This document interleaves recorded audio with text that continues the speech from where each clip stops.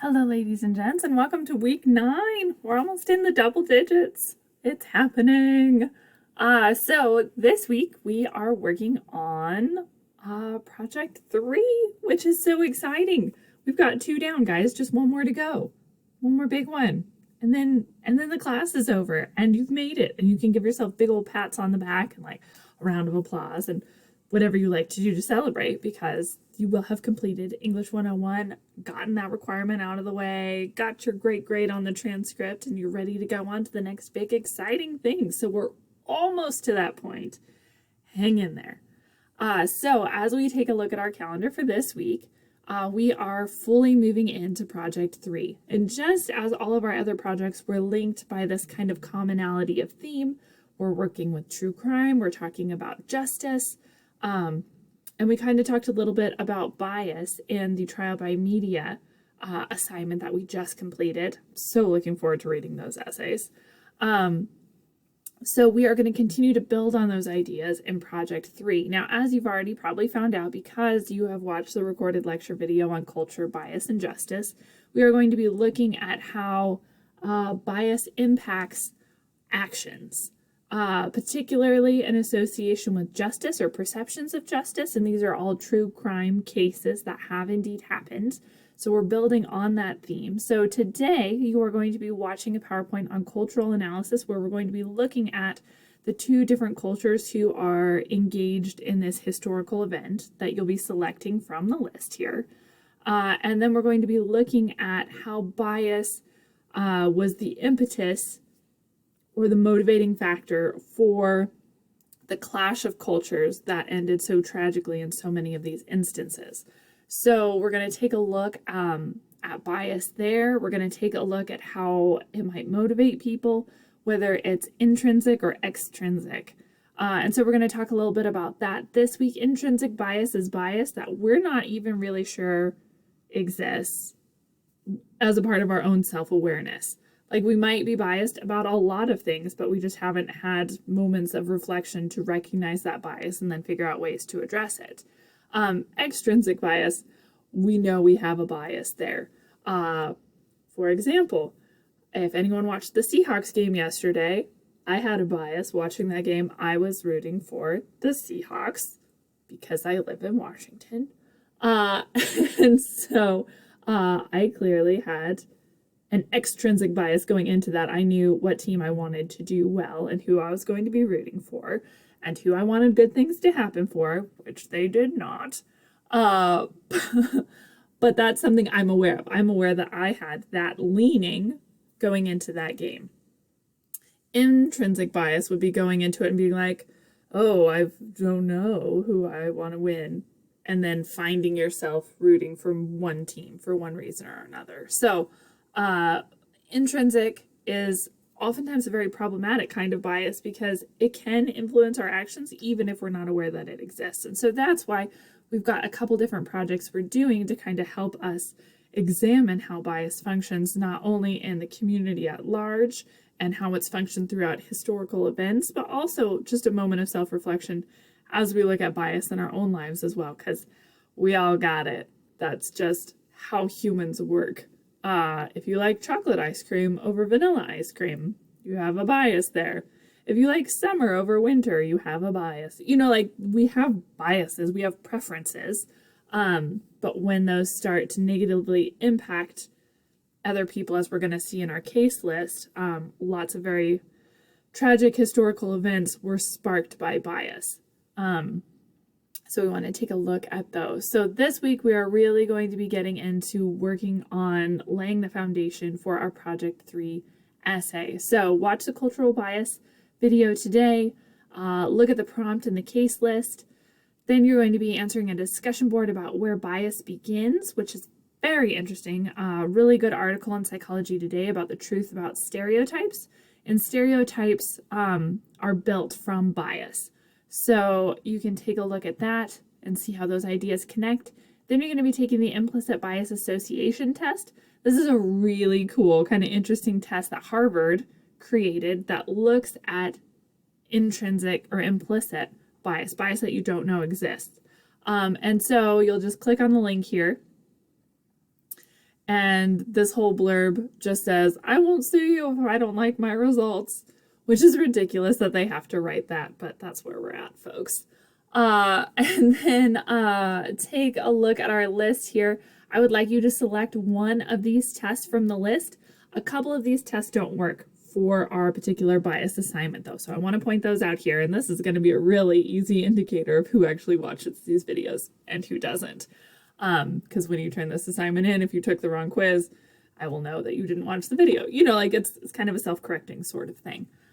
So lots of these work. Race, biases against Asian Americans, which we're seeing hugely increase these past couple of years during the pandemic.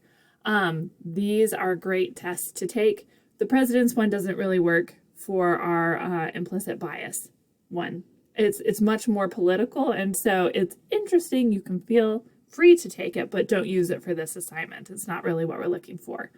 Transgender, religion, gender and science, weapons, anti-Muslim, weight, disability, sexuality, skin tone, gender and career, and age, all of those work. So really the only one to avoid is the president's one. Once again, this will be very easy to tell if somebody didn't watch the video. So don't take the president's one for this assignment. Take any of the other ones. You've got so many good options. And so you'll just click on your first link that you're interested in. Then you have to click through a couple things. And then you can decline to answer them if you wish. I'm going to just do that so we can get to the test.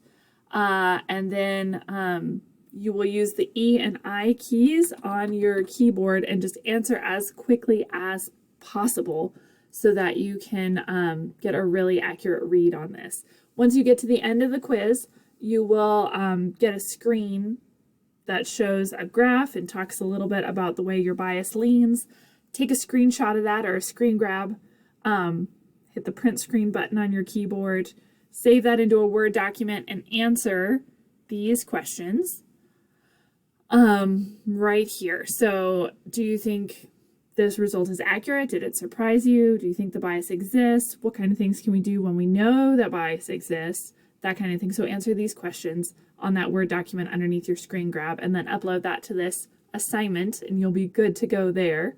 This implicit bias association test is going to be very helpful in your project 3 essay as well, probably about like paragraph 6 or 7, where you have to start narrowing your focus from the big historical events motivated by bias, and then talking about mitigating the effects of bias in the essay. And then you're going to be talking about how do we work with bias at the national level, at the state level, and then at our own community level. And so this will help in the community level discussion of bias. So do make sure to take that test and remember what you did because it might help you in your essay. And then we're going to be working on starting that essay. We're going to have our thesis worksheet on Thursday. You're going to be writing an outline that I'm actually going to review for you on Friday. And then we are going to be working on the essay and the annotated bibliography, which I'm going to talk more about next week, but it's basically just a journal of your research that follows a very specific format. Next week's a short week. We just have 3 working days because Thanksgiving. So you're going to be working on your essay during those days. And then the following week, we're going to do our peer reviews as we always do. You're going to turn in that annotated bibliography a little bit early and then turn in your cultural analysis on the 3rd because if you take a look at the calendar, then it's finals week, guys, which is crazy. We are so close to being done. So hang in there and we'll talk more about all this. You'll have a brief reflective letter and then we don't really have a final in this class. There is an exit essay, but you only have to take it if you did not pass the diagnostic essay at the beginning of the quarter. So not many of you will have to take it. I think just 1 or 2 people in the class. So we'll talk more about that, obviously, as we get there. But that's just a brief overview of where we're headed. So this week, we really want to be working on building the foundation for Project 3. So if we go into our class real quick and take a look at the Modules tab, as we like to do. In Project 3, we can get rid of Project 2. We're all done. Booyah! Make sure you've watched this recorded lecture, Cultural Bias and Justice. You were supposed to watch it last week, but if you didn't, make sure to watch it this week. Very important. Very important if you want to do the essay. So watch that. Cultural analysis is what you're going to be taking a look at today, as well as the case list. And then this week, you're also going to be looking at the prompt, the case list, and the outline. This is once again a two-parter. This one's 15 minutes. This one's 5 minutes. So really 20 minutes total. You can do it. I know you can. You spend at least that much time scrolling through Instagram while you're sitting on the toilet, right? So like, you can do it. You can watch a 20-minute video. I'm very confident in your ability to do so. So way to be awesome, guys. And then I've got some references on how to cite a YouTube. Some of these cases that we're looking at have YouTube videos associated with them. And then here's all the stuff you're going to need for the annotated bibliography. I'm going to talk about this more next week, but be working on finding your research this week so that you can then create your annotated bibliography next week. And as always, if you need help from the library, we have an excellent Prezi from the magnificent librarian Molly Mooney, who someday I wish I could be as cool as. She's amazing. So we've got that here. And then a link to the live chat with the CBC librarians if you ever need help finding sources. This is an amazing, amazing opportunity. So please take advantage of it. And then as you're getting your feedback from your essays, if you're finding you need help with grammar, I've got some lessons here that can be helpful as well. So lots of good stuff available for you as we move into this week. As always, if you have any questions, reach out. I'm here to help. Otherwise, I look forward to reading your essays this week and getting you some feedback on those. Have a good one, guys.